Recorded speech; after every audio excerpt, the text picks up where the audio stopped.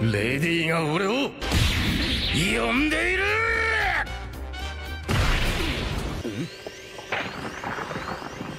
なるほど。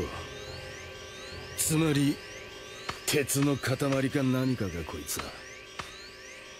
邪魔をするな。身内の問題だ。うちの船長が一番嫌いなタイプだな。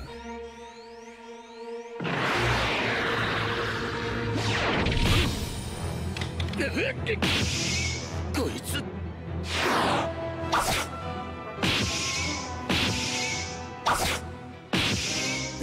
ただものじゃねえ。 펑크 하자드 편에서 보스격으로 등장했던 베르고. 루피가 직접적으로 상대한 적은 아니지만 당시 가장 막강한 적이었다고 봐도 무방한 인물이었다. 무의식적으로 발현한 도 플라밍고의 패왕색에 이끌려 도 플라밍고에게 충성을 맹세하였고 돈키호테 패밀리의 창단 멤버 중 하나가 되었다. 베르고는 하트군을 이끄는 최고 간부로 특히 코라손이라는 직위라는 위치였기에 실질적인 도플라밍고의 오른팔과도 같다. 카이도와의 거래를 위해 가장 중요한 인물인 시저를 호위하기 위한 역할도 맡은 것을 두고 볼 때 베르고에 대한 도플라밍고의 신뢰를 알 수 있다. 돈키호테 패밀리 내에서도 핵심 멤버이며 도플라밍고의 강한 신뢰를 받고 있는 베르고는 여러 중요한 임무를 맡아오고 있다. 도플라밍고는 베르고를 해군으로 잠입시켜 무려 15년이라는 시간 동안 해군의 스파이로 활동했고 해적들 중에서도 거의 유일한 케이스이다.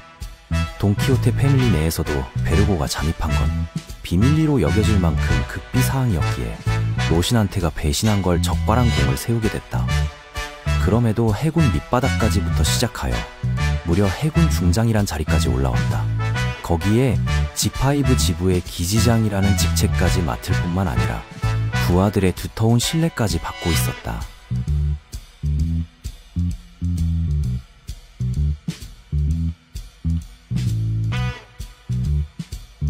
해군에 잠입한 스파이라는 것이 밝혀졌고 시저를 납치하려는 로우를 저지하기 위해서 본격적으로 베르고는 전투에 돌입하였다. 베르고 휘하의 해군들은 아직 그의 정체를 알지 못하여 타시기가 사실을 말하며 저지하려 했지만 베르고의 털끝 하나 건들지 못하고 당하게 된다. 베르고에게 몰살당할 위기에 처한 찰나 상디가 순식간에 이들 앞으로 등장하였고 디아블 잠부로 베르고를 가격하였다. 그러나 베르고의 맷집을 뚫진 못하였고 곧바로 상디와 맞치기를 성사하며 압박하였다. 이때 상디가 베르고의 발차기를 막았을 때 다리뼈에 금이 가는 모습을 보여줬다. 물론 이때 상디의 몸 상태는 만신창이었지만 베르고는 무기와 패기 없이 발차기로만 겨뤘다. 상디와 잠시 대치를 하고 난 뒤 본래 목적이었던 로우를 찾아 나섰고 스마일 공장에서 둘의 전투가 시작되었다. 로우의 심장이 베르고의 손에 쥐어진 상태였기에 조우하자마자 룸을 사용하여 뺏는데 성공했으나 바로 베르고가 반격하여 심장을 도로 빼앗겼다. 심장을 쥐어짜며 로우를 전투 불능으로 만들고 무장색 경화를 한 펀치로 수차례 구타하여 곤죽으로 만들어 코너로 몰아갔지만 로우는 틈을 노려 베르고에게 카운터 쇼크를 가했다. 후에 도플라밍고조차 위협적이었던 기술이었으나 베르고는 잠시 주춤한 정도였다. 또 다시 심장을 쥐어짜며 로우를 전투 불능으로 만들었고 여러 번 역전할 타이밍은 있었으나 베르고를 공략하진 못하였다. 상디 로우와 겨루면서 피해를 입었지만 그를 제압하기엔 역부족이었다. 그렇게 로우를 죽이려고 하던 찰나 스모커가 베르고 앞에 나타나 이를 저지하였다. 자연계 능력을 활용하여 베르고의 공격을 회피하였고 곧바로 한방 가격하여 유효타를 입힌다.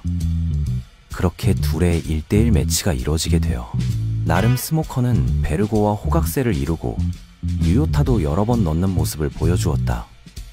그러나 장기전으로 갈수록 열세를 보였고 능력을 쓰는 것이 되려 베르고에게 타점을 늘려줬다.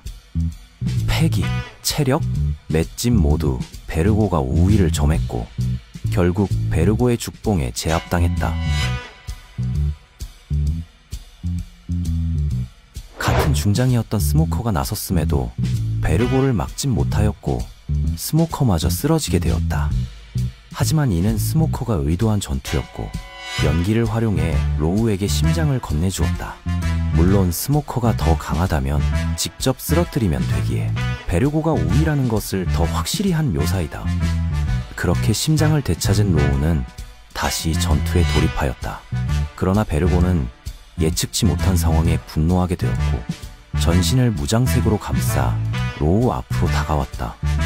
이 상황을 두고 도플라밍고는 베르고의 승리로 점쳤다. 그러나 결과는 로우의 능력으로 베르고를 두 동강 내었다. 다만 이 위력은 스마일 공장 전체를 반토막 낼 정도였고 베르고가 자신의 패기를 과신한 결과이기도 하였다. 돈키호테 패밀리 내에서도 손꼽히는 강자였고 해군에서도 실력을 인정받아 중장까지 승진하면서 베르고는 지위만으로도 자신의 강함을 드러냈다. 베르고의 큰 강점 중 하나는 바로 맷집으로 상디, 로우, 스모커의 계속된 공격에도 끄떡 없었고 로우의 능력에 당했을 뿐 체력적으로 쓰러뜨리진 못했다. 채술로도 상디의 다리뼈를 부러뜨릴 뿐만 아니라 스모커를 압도할 정도의 수준급의 무장색을 지녔다. 물론 과잉 패기는 능력에 통하지 않는다는 설정이 있기에 로우의 능력을 넘어서는 패기는 아닌 셈이다. 베르고의 강함은 설정집에서도 부각된다.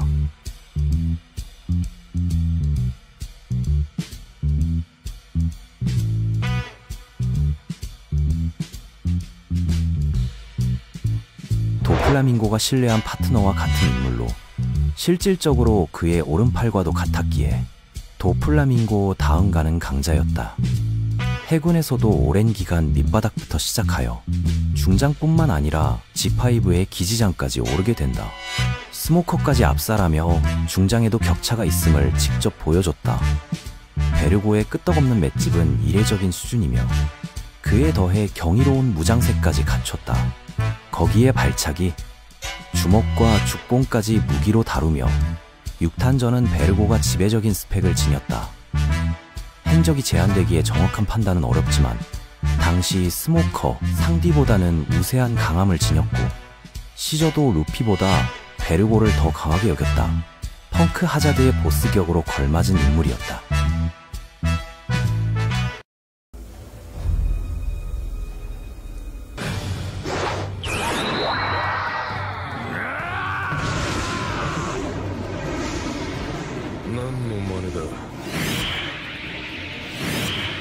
格上の覇気使いを相手に煙となって体積を増やせば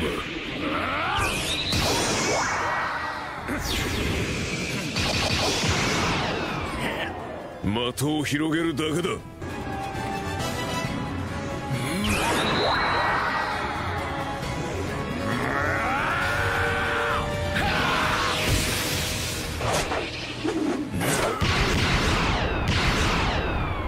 鬼竹